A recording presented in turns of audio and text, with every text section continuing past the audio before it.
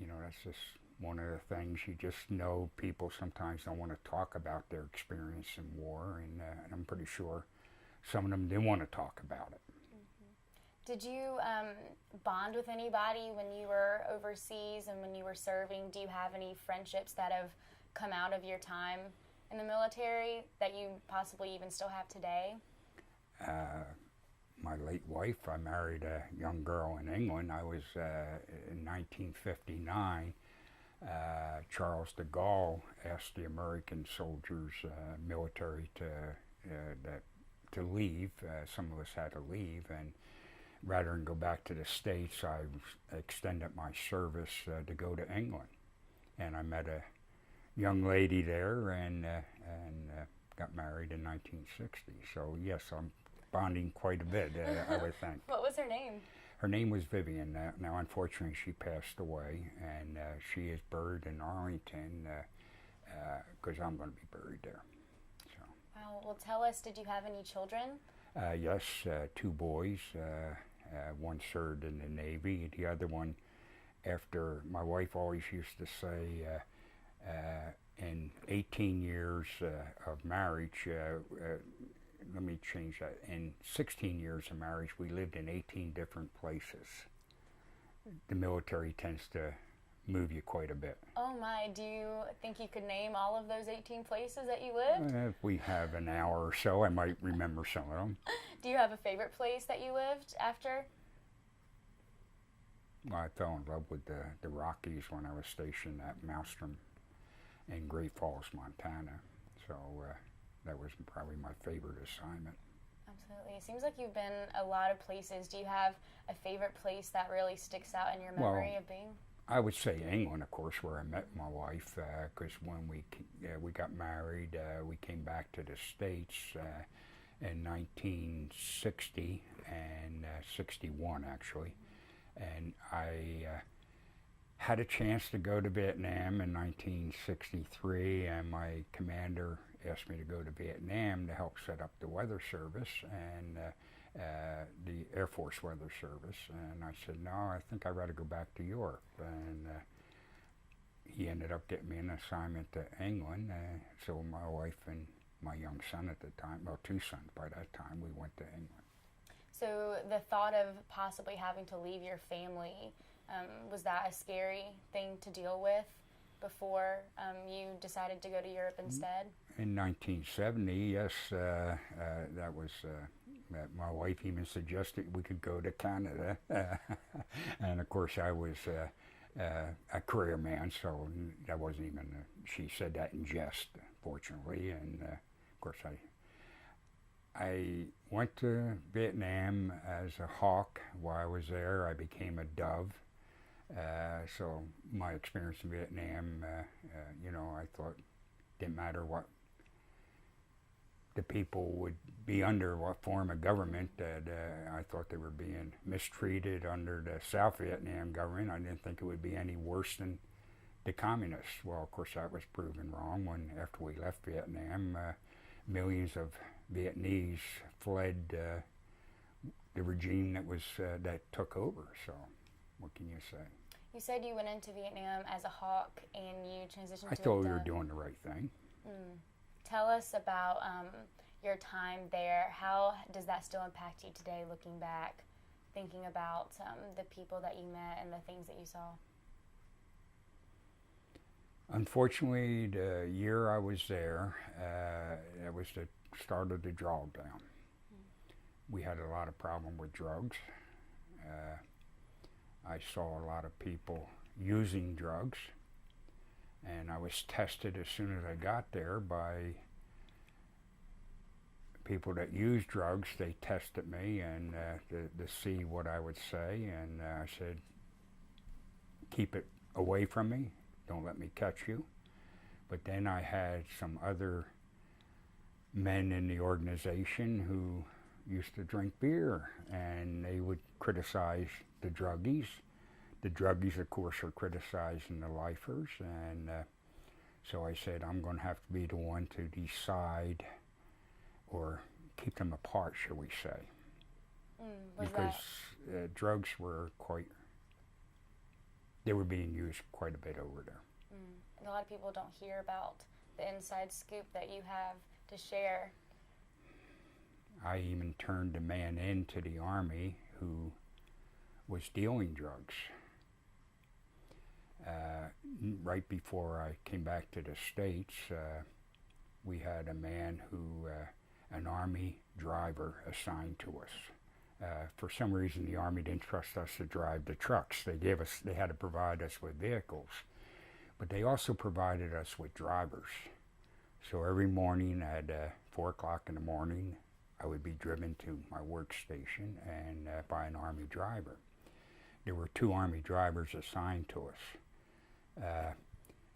I don't know if you noticed, but the Army had an extremely high reenlistment rate in Vietnam, because the people who were serving in the actual war, they would reenlist to get out of being in the bush, as we called it, to get a safe job, or a relatively safe job on a main facility. So we had 2 Army drivers assigned to us who were former door gunners on a Huey, and they reenlisted to get a safe job out of the bush. They got tired of being shot at and also probably killing people. Well, one of the drivers was a young, sharp boy from Puerto Rico. Felipe, his name was. He was a good guy. I don't remember the other guy's name, but the other guy was selling drugs. I found out about it. I told him I didn't want to see this going on and have no more Army guys coming, and so we ended up, I warned him that if he didn't stop, I was going to have to turn him in. He didn't stop, so I turned him in. How hard was that for you to... Well, I didn't know what was going to happen. Another individual in the office, a captain, I went to him and I told him the problem, that, I'm going to be leaving, so I think we ought to solve this problem. I told him what the fellow was doing, and so they ended up, we went to, we were assigned under G2 in the Army, so we went to the commanding officer of the division we were assigned to and told him the problem. And the Army's answer was, we'll send him back into the bush. So yeah, I felt bad about that. I don't know the outcome because I left not too long after that. So do you think the reason that you had the strength to do the right thing was because of maybe the values that have been instilled in you as a young boy? Oh, possibly, yes. As I said, I was tested. I was offered drugs as soon as I got there. And, I drank beer, of course, but I stopped drinking while I was there because I was going to have to be the rule or the arbitrator if something went wrong. Definitely. So do you think your parents had a very big influence in your life to the way that you turned out? Unfortunately, I grew up with an alcoholic father who served in the Second World War, and so I knew that there's a different way. I never, as a young boy over in Europe at that time, my peers drank quite a bit, but I always had put a limit on it because I was no different. I went with the flow. But fortunately, I never used drugs. It's very admirable of you. Did you... well, I don't think so. I just, No, it's very admirable. So many people these days don't have the strength to stand up for what they know is right. Well, especially in Vietnam, when you have everybody walking around with weapons, of course the thought went through my mind, I'm turning this guy in, he's selling drugs, yes. Because that was back in the day when you probably never heard of this. You see fragging going on. Have you ever heard that expression? No, why don't you share a little bit about that? If you want to get rid of somebody who upset you, you just proceed to give them a grenade. It's called fragging, and we had a lot of that going on. Do you think your experiences with other people and in the war, do you think that has shaped you into the man that you are today and in the way that you maybe raised your children? Possibly, yes. Why don't you share more about how your life is today with your family and your volunteer service, and if you do work a job somewhere? Well, after I got out of the service, I went to work for the National Weather Service for the federal government as a weather forecaster, weather technician, and worked for them for nearly 20 years. So I spent 40 years with the federal government, really, and that's how I got to this area. We used to have a radar station down by Brook Neal in Southern Virginia, and I was assigned there, and I lived in Lynchburg. But then I moved from Lynchburg up to Washington, D.C. I worked at Dulles Airport for a while, but I maintained the house here as a rental property, came back to Lynchburg, and then I was offered a position down in Charleston, South Carolina, so I moved down there and came back here. Position opened up in the Lynchburg office, so I worked in the Lynchburg office for a while.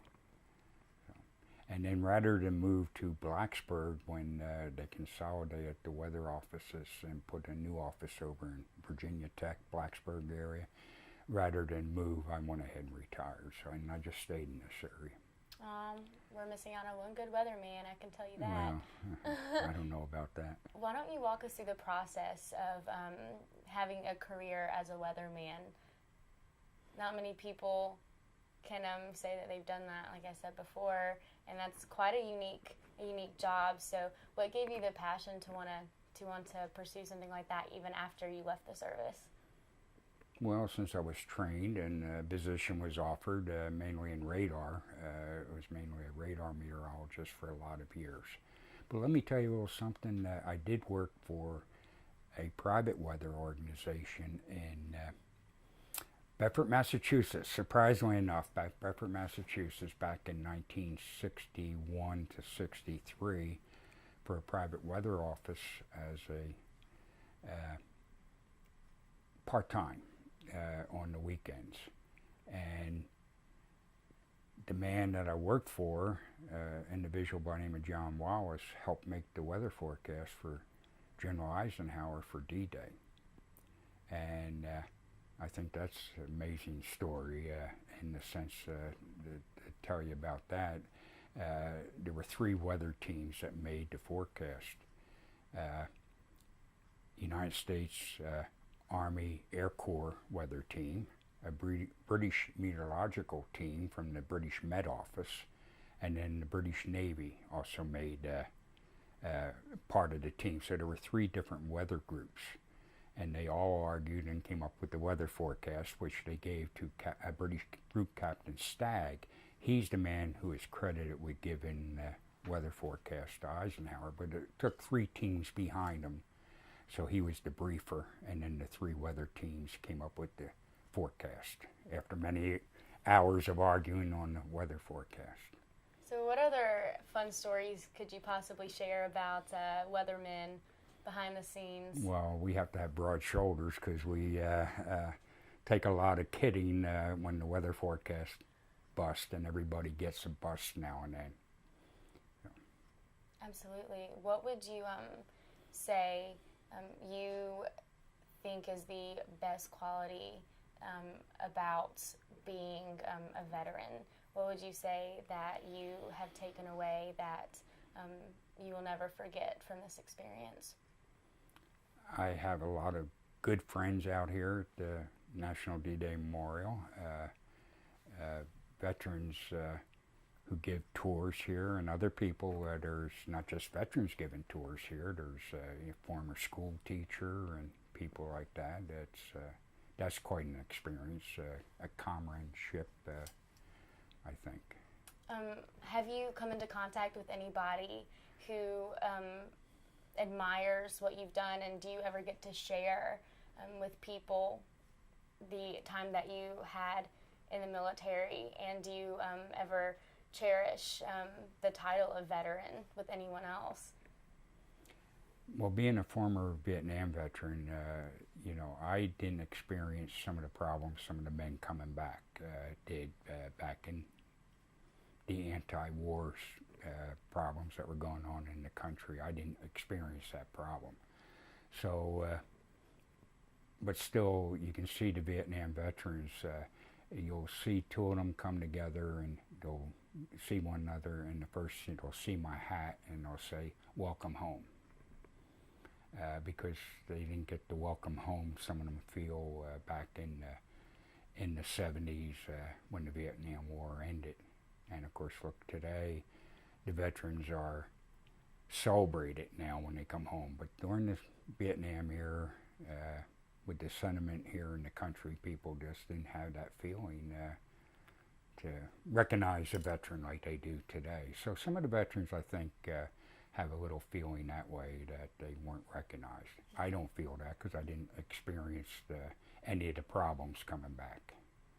Well, describe the feeling that you have when you hear someone come up to you and thank you for your service. What's the feeling in your heart? You see that a lot today, and I appreciate it, and I always say thank you back. I mean, that's a nice feeling, and as I say, for years people didn't recognize a veteran, and of course today they do, and I think that's a nice feeling. I mean, it's a nice feeling to have when somebody thanks you. What do you think is the cause of so many generations coming up having a new appreciation for those who have served? Well, of course, 2001 was the start of that. That brought it home. That you know, it's you hear the stories of the people that joined after that, and that. So I think that was you know, it's really a shame something like that had to happen for the healing from prior wars. But I mean, you've had the books like for the Second World War veteran. One of the things I always point out here when I get a school group, that and I have the school kids, and I showed them the wall out there with the names of the 4,413 who have been killed, and I said, when you see a Second World War veteran and the men, their names on this wall, you have to really thank them, because these, you know, if it wasn't for these men and people who served, women as well, if it wasn't for these people, you could be speaking German or Russian today. That is so true. Yeah. That is so true. You said you have grandchildren Yes. earlier. What are their names? Quite a few, so let's see. I'll probably mess up here and forget some of them. And of course, I told you my late wife passed away 12 years ago. I've since remarried, so I've accumulated another family. So I have Jackie, I have Blaine, I have let's see, Tori, Victoria, your name, Heather. Now these are step grandchildren here. Heather, Tori, David, John, and then I have some great grandchildren. Also to Emily, Alexandra, and Jack. So quite a few of their grandchildren. But I have a great granddaughter, Lily. I'm going to really mess up here. I'm going to forget somebody.